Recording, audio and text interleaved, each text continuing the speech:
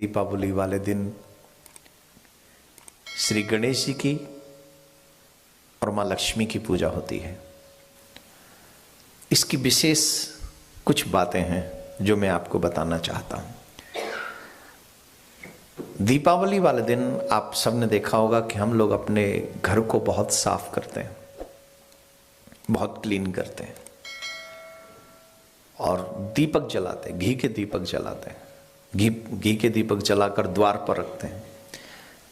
ऐसा हम क्यों करते हैं? इसके पीछे एक कथा आती है कि आज की रात्रि के दिन, जिस दिन दीपावली होती है, उस रात्रि में माँ लक्ष्मी इस पृथ्वी पर भ्रमण करने के लिए आती हैं और जिसका घर उन्हें सुंदर दिखता है, साफ दिखता है, पवित्र दिखता है, उस घर में वो हमेशा के लिए रुक जाती हैं। और जिस घर में शुद्धता नहीं होती है, सफाई नहीं होती है, प्रकाश नहीं होता है, उस घर से लक्ष्मी जी चली जाती हैं। और यहां एक और बात बता दूं, वो अकेली नहीं आती हैं, वो अपनी बहन दरिद्रता के साथ में आती हैं। तो जहां साफ होता है, क्लीन होता है, प्रकाश होता है, वहां माँ लक्ष्मी स्वयं ठहरती हैं और जहां पर इसके अपोजिट होता है वहां उनकी बहन ठहर जाती है। इसलिए हम लोग अपने घरों को साफ भी करते हैं, प्रकाश भी करते हैं। ये प्रभाव इसका रहता है। और एक तरीके से मानते हैं कि माँ लक्ष्मी का ही स्वरूप श्री सीता माँ थी, तो उनके वापस अयोध्या आने पर दीपावली का उत्सव शुरू हुआ, प्रारंभ हुआ। लेकिन प्रश्न उठता है कि गणेश जी की पूजा लक्ष्मी जी के साथ में क्यों होती है? ये बहुत महत्वपूर्ण है। लक्ष्मी और गणेश, इसकी पूजन की विधि जो है, इन दोनों की ये जो पूजा होती है, इसकी बहुत प्यारी कथा है। क्यों होता है गणेश और लक्ष्मी जी का पूजन?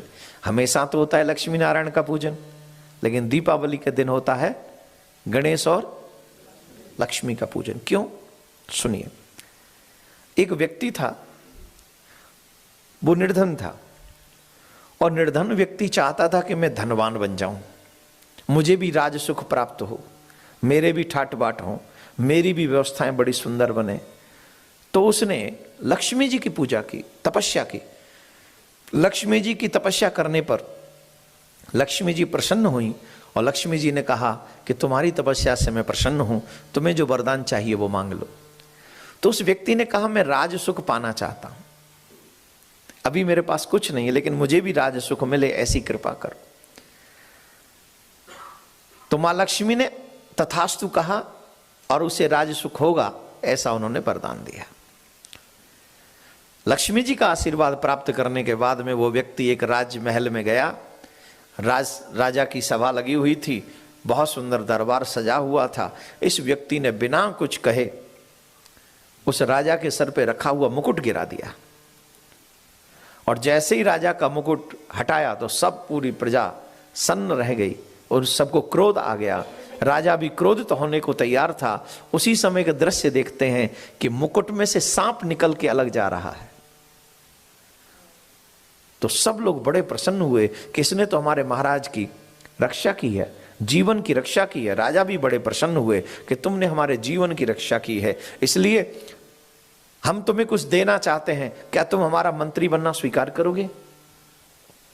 तो सबसे बड़ा मंत्री उसे बना दिया गया और वो इस तरीके से राज सुख भोगने लगा। सारी व्यवस्थाएं उसको प्राप्त हो गईं और सब आनंद उसको होने लगा।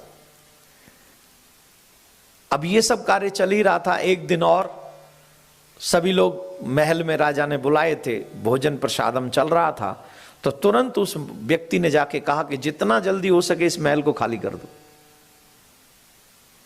सब लोग डर के मारे बाहर भाग गए।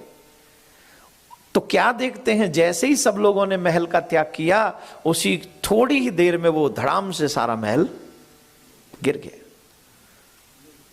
तो सब लोग उसको और नमन करने लगे। अरे साहब, ये तो बड़ा त्रिकालदर्शी है, एक तरीके से दूरदृष्टा है, ये तो भविष्य की बात जानता है। तो उसका बड़ा सम्मान होने लगा, आदर होने लगा। वो जो कह देता वही होता।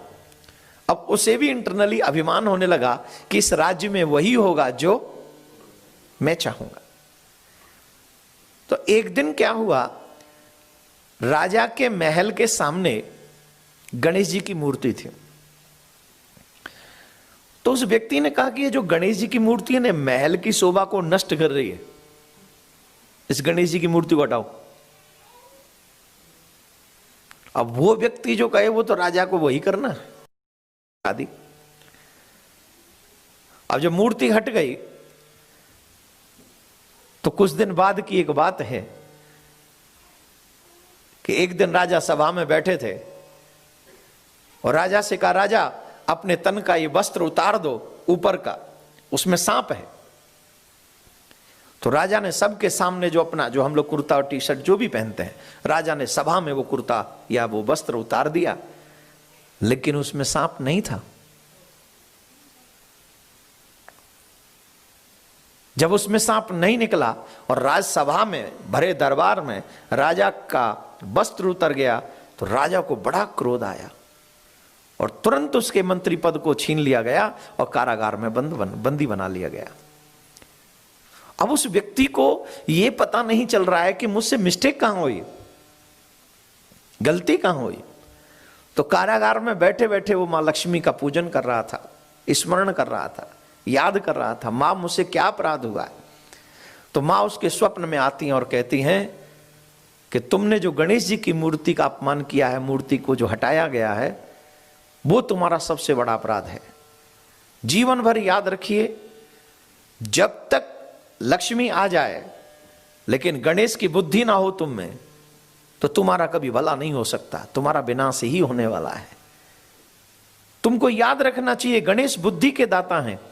अगर मेरे पास दौलत हो और दौलत का सदुपयोग करना मुझे ना आए, तो मैं स्वर्ग में नहीं नरक में ही जाने वाला हूं। Money is not everything, how to spend your money, this is a most important thing. उसी धन को लोग बर्बादी के लिए ले जाते हैं, उसी धन को लोग एक आबादी के लिए लेके जाते हैं, जिससे वो आबाद होते हैं, एक बर्बाद होते हैं। उसी धन से लोग नशा करते हैं, उसी धन से लोग बर्बाद हो जाते हैं, गंदे व्यसनों में पड़ जाते हैं और अहंकार उत्पन्न हो जाता है। उसी धन से लोग धर्म करके भगवान को प्रिय हो जाते हैं। लेकिन ये बुद्धि कौन देता है? गजानन भूत गणाद सेवदम कपित जंबू फलचार भक्षणम उमा सुतम शोक विनाशकारकम नमामि विघ्नेश्वर पाद पंकजम। सभी विघ्नों को दूर करने वाले श्री गणेश जी महाराज हमें बुद्धि प्रदान करते हैं। एक बात बता दूं, धनवान होना बड़ी बात नहीं है, लेकिन धनवान के साथ बुद्धिमान होना बहुत बड़ी बात है, बहुत बड़ी बात है। तो गणेश ही बुद्धि देते हैं और तुमने गणेश जी की मूर्ति का अपमान किया वहां से हटाकर। इसलिए जहां गणेश बुद्धि न दें, जहां विवेक ना हो, जहां ज्ञान ना हो, ऐसे व्यक्ति के पास लक्ष्मी हमेशा नहीं रुक सकती। आज आई जरूर है, लेकिन आफ्टर सम टाइम वो जाएगी ही जाएगी।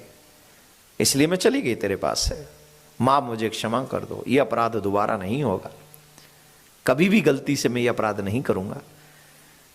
तो तुरंत राजा को भी स्वप्न में लक्ष्मी जी ने दर्शन दिया और दर्शन देकर उन्हें सुधरने का मौका दिया और राजा ने तुरंत जाकर उस व्यक्ति से क्षमा मांगी और पुनः उसे मंत्री बना दिया गया। यहां पर दीपावली पर गणेश और लक्ष्मी जी के पूजन का यही विधान है। हे मां, आप हमारे घर में आना तो सही, लेकिन गणेश जी आप मुझे ऐसी बुद्धि भी देना जिससे मैं आई हुई लक्ष्मी का सदुपयोग करूं, बुरा प्रयोग न करूं, अपने विकास के लिए, आत्म कल्याण के लिए उस लक्ष्मी का मैं प्रयोग करूं। कहीं ऐसा ना हो कि इससे मेरा आत्म विनाश हो जाए।